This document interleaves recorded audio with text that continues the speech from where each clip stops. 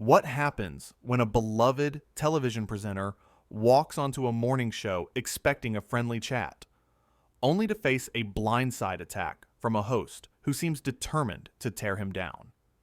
In just 45 seconds, one question would turn a simple interview into the most shocking confrontation daytime television has ever witnessed.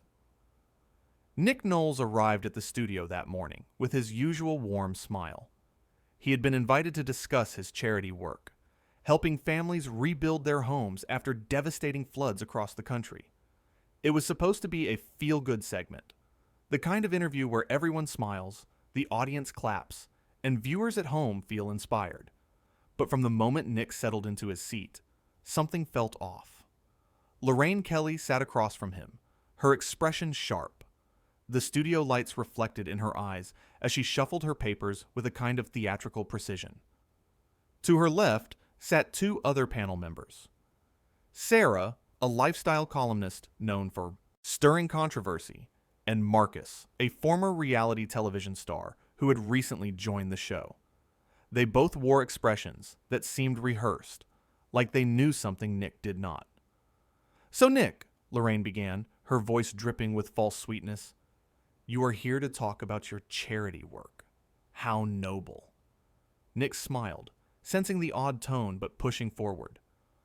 "Well, yes. We have helped over 200 families get back into their homes. It has been incredible to see communities come together and—" Right, Lorraine interrupted, waving her hand dismissively. "But let us talk about what people really want to know. Your career has been slipping lately, has it not? Ratings down, projects canceled. Is this charity work just a desperate attempt to stay relevant?" The studio went silent. You could hear the cameras adjust their focus. Nick's smile faltered for just a second before he composed himself. "I think that is a bit unfair, Lorraine. The charity work is something I have been passionate about for years. It has nothing to do with ratings or—" "Oh, come on," Sarah cut in, leaning forward with a smirk. "We all know how this works. Celebrities do charity when their star is fading. It is the oldest trick in the book." Nick turned to Sarah, his jaw tightening. "That is absolutely not true. These are real families who have lost everything. This is not about me." Lorraine leaned back in her chair, a satisfied look crossing her face. "But it is about you, though, is it not? You are the face of it. You get the credit. You get the headlines. Meanwhile, where is the actual money going? Can you prove that every penny is being used properly?" "Excuse me?" Nick's voice rose slightly, disbelief washing over his features. "Are you actually questioning the legitimacy of the charity?" "I am just asking the questions our viewers want answered," Lorraine said, her tone now fully condescending. "You cannot just waltz in here, talk about helping people, and expect us not to ask the hard questions." Marcus chimed in, his voice casual but his words cutting.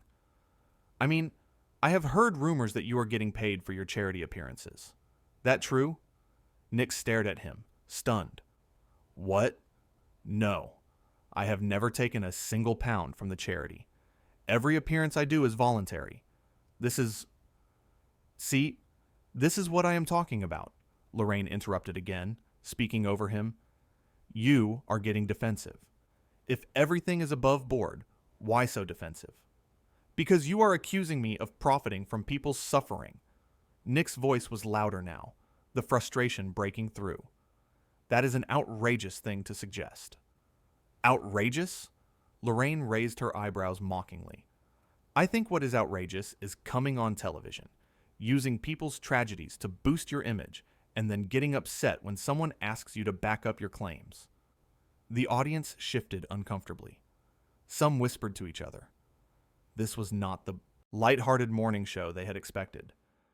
Nick took a breath, trying to steady himself. "Lorraine, I have brought all the documentation, financial reports, testimonials from families, everything. If you actually wanted answers, you could have asked to see them before making accusations on live television." "Oh, so now I am the bad person for doing my job?" Lorraine's voice rose, theatrical and indignant. "For asking questions?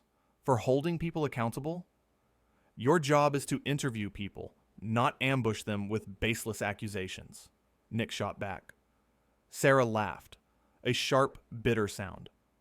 Baseless? Please. Everyone knows celebrities use charity as PR. You are not special, Nick.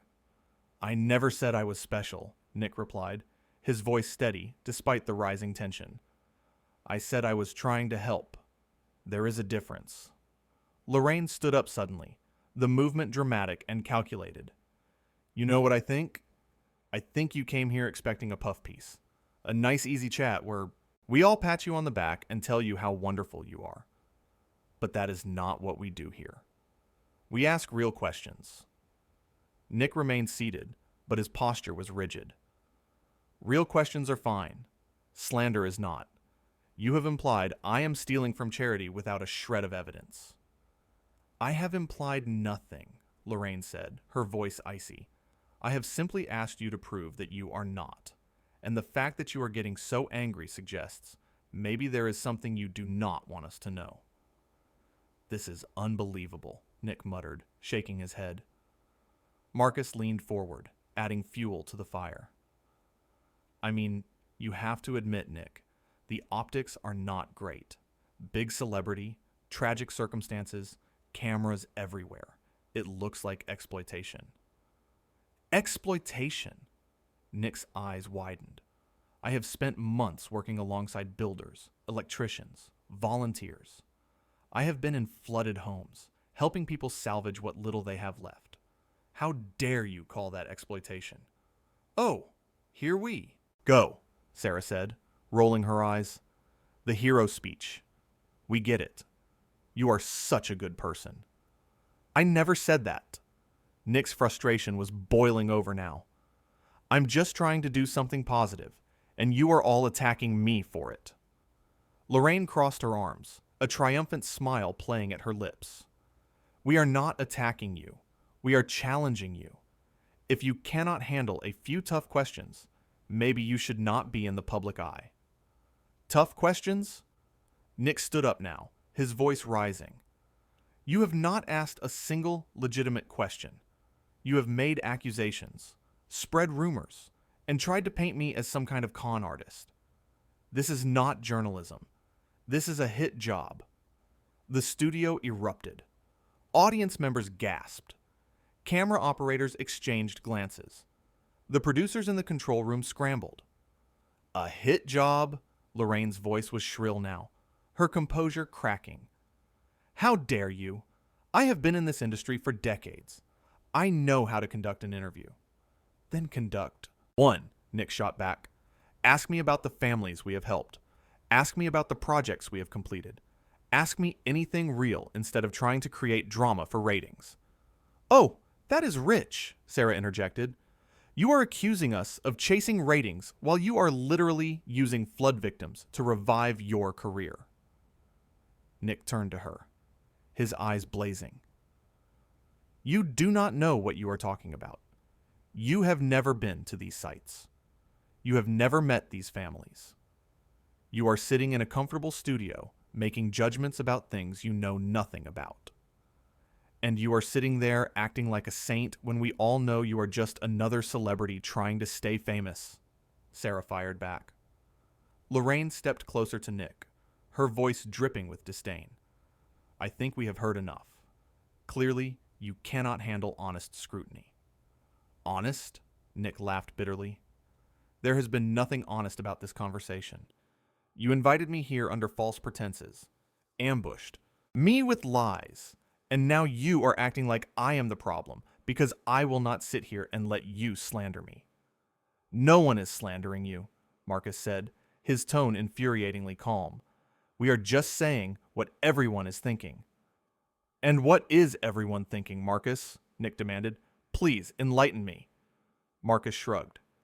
That you are past your prime and desperately clinging to relevance by any means necessary. The words hung in the air like poison. Nick stared at him for a long moment, then looked at Lorraine, then at Sarah. His expression shifted from anger to something else. Disgust, disappointment. You know what? Nick said quietly, his voice controlled but trembling with emotion. I came here to talk about people who have lost their homes, families who have lost everything, children who have been displaced, elderly people who do not know where they will sleep tonight. And you three have turned this into a circus about my career and my motivations.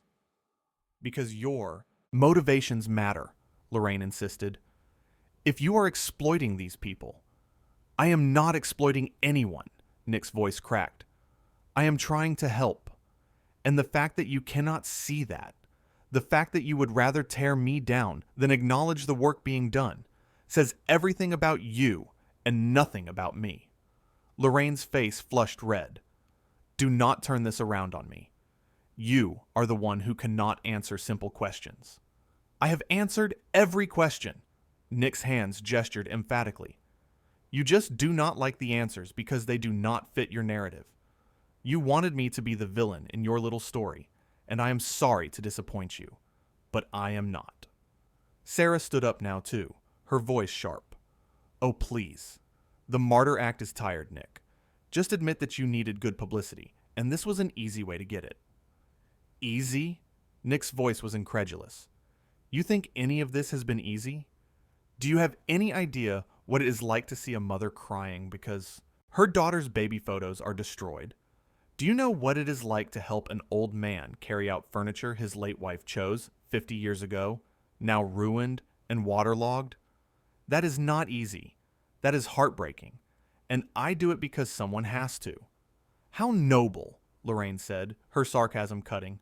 And how convenient that the cameras are always there to capture your nobility. Nick's hands dropped to his sides. He looked at Lorraine with something approaching pity. You really do not get it, do you? This is not about me. It has never been about me.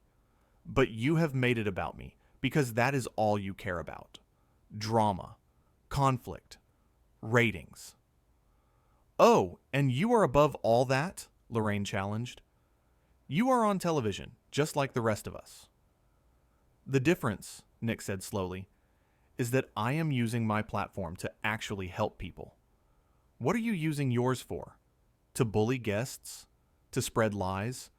To tear down anyone who threatens your ego? The studio went completely silent. Lorraine's face was stone. Sarah looked shocked. Marcus shifted uncomfortably. I think you should leave, Lorraine said, her voice ice cold. I think you are right, Nick agreed. I should never have come here in the first place. He reached down and unclipped his microphone, the small sound echoing in the quiet studio. He placed it carefully on the chair and turned toward the exit. Running away? Lorraine called after him, unable to help herself. Cannot take the heat? Nick stopped. He did not turn around, but his voice carried clearly across the studio. No, Lorraine. I am walking away from people who care more about tearing others down than building anything up. There is a difference. You are making a mistake, Lorraine said, her voice shaking slightly. You walk off this set, and your reputation is finished. Now Nick did turn around. He looked at her steadily. My reputation is built on the work I do and the people I help, not on what you or anyone else in this studio thinks of me, and I can live with that. This is ridiculous, Sarah muttered. He is being completely unreasonable. Unreasonable? Nick's eyebrows rose. You have spent the last 15 minutes accusing me of fraud, exploitation, and using tragedy for personal gain, without evidence, without proof, based on nothing but your own cynicism and need for conflict. And I am unreasonable for not tolerating it? Marcus stood up, trying to inject some false calm into his voice. Look, Nick, maybe we all got a bit heated. Why do not you sit back down and we can... No, Nick said firmly. I am done. You do not get to spend a quarter of an hour attacking someone and then pretend you want a civil conversation. That is not how this works. Lorraine stepped forward, her eyes flashing. You are being a child. We are trying to have a discussion. A discussion requires good faith, Nick countered. You had none. You came into this with your mind made up, your narrative prepared, and your Attacks ready. This was never going to be a discussion. So what? You were just going to storm off like a diva? Sarah's voice was mocking. Nick smiled, but there was no warmth in it. If standing up for myself and the people I am trying to help makes me a diva, then I will gladly accept that label. He turned again toward the exit. The cameras followed him, capturing every step. You will regret this, Lorraine called out, her voice breaking slightly. Walking off my show? Do you know what that will do to you? Nick paused at the studio door. He looked back one more time, his expression sad rather than angry. The only thing I regret, Lorraine, is that I believed you when you said you wanted to talk about the charity. I regret giving you the opportunity to use these families' suffering as fodder for your drama. But walking away from this, from you, I will never regret that. Get out then, Lorraine shouted, her composure completely shattered now. Get out of my studio. Gladly, Nick said quietly. And with that, he pushed through the door and disappeared from view. The studio remained in shocked silence. Audience members sat frozen, unsure how to react. The cameras slowly panned back to Lorraine, who stood trembling with anger, her face flushed, her hands clenched into fists. Sarah sat back down slowly, looking uncertain for the first time. Marcus stared at the door Nick had exited through, his expression unreadable. Lorraine tried to compose herself, smoothing her hair, straightening her jacket. She turned to the main camera, attempting to regain control. Well, she said, her voice shaking, I think we just saw someone's true colors. But the words fell flat. Even she seemed to know it. Sarah cleared her throat. Perhaps we should, go to a commercial break? Yes, Lorraine said quickly, grateful for the escape. Yes, we will take a short break and be right back. The moment the cameras cut, the studio erupted into chaos. Producers rushed onto the set. Audience members began talking loudly amongst themselves. Someone was already on their phone, no doubt spreading word of what had just happened. But Nick Knowles was gone. He walked through the backstage corridors with his head held high, past shocked crew members and gawking assistants. When he reached his dressing room, he gathered his things quickly. His phone was already buzzing with messages, but he ignored them all. As he left the building, stepping out into the morning air, he took a deep breath. The confrontation replayed in his mind. Each accusation, each insult, each attempt to undermine him. It hurt. Of course it hurt. But beneath the hurt was something else.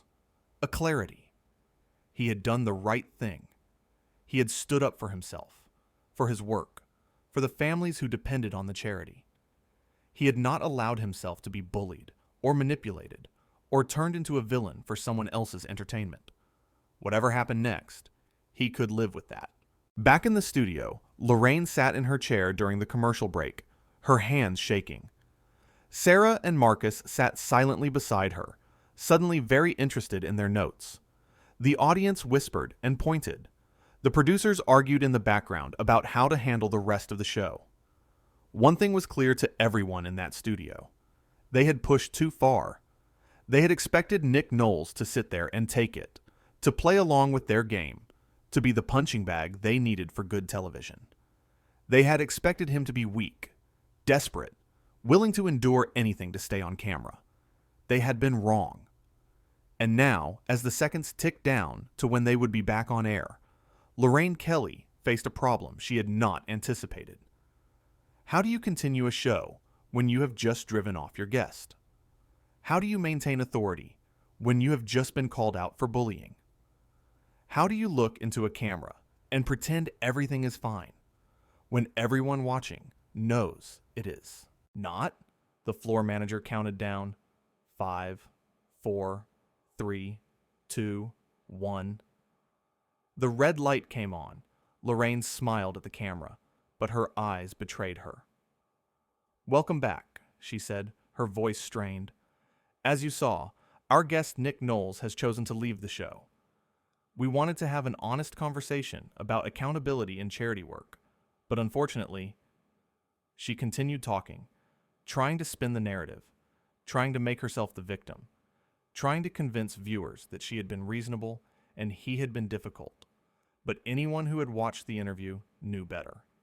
Nick Knowles had walked into that studio as a guest. He had walked out as something more, someone who refused to be diminished, someone who valued his integrity more than his image, someone who understood that some battles are worth fighting, even when the cameras are rolling. Especially when the cameras are rolling. The interview was over. The confrontation had ended. But the impact of those 45 seconds, when Lorraine Kelly asked her first loaded question with that false, sweet tone, when she revealed her true intentions, when she showed that this was never about information, but about ambush, those 45 seconds had changed everything. In living rooms across the country, people watched and formed their own conclusions. They saw a man trying to discuss helping flood victims. They saw a host more interested in creating conflict than seeking truth. They saw panelists piling on, attacking, mocking, and they saw someone finally say, "Enough is enough." The phones at the network began ringing. Social media exploded. Everyone had an opinion. But one opinion mattered more than the rest. The opinion of those families Nick had helped. The ones who knew the truth. The ones who had seen him show up day after day, not for cameras or glory, but because he genuinely cared. They watched the interview with growing anger. They watched Lorraine Kelly accuse him of exploitation while he tried to defend their dignity. They watched the panel mock his sincerity while he tried to honor their struggles. And they knew. They knew who the real person was in that exchange. They knew who deserved respect and who deserved scorn. The interview that was supposed to damage Nick Knowles had backfired spectacularly. The host who thought she could control the narrative had lost control entirely. The panelists who thought they were being clever had revealed themselves as cruel.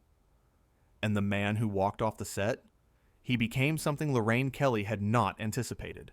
A symbol of standing up to bullies, of refusing to play games, of choosing dignity over exposure. All because in 45 seconds, one question revealed everything. It revealed what Lorraine Kelly truly wanted from that interview. It revealed the trap she had set. It revealed that this was never about charity or accountability or journalism. It was about power, about control, about a host who could not stand the thought of someone walking onto her stage and not bending to her will. But Nick Knowles did not bend. He did not break. He simply stood up and walked away. And sometimes that is the most powerful thing a person can do.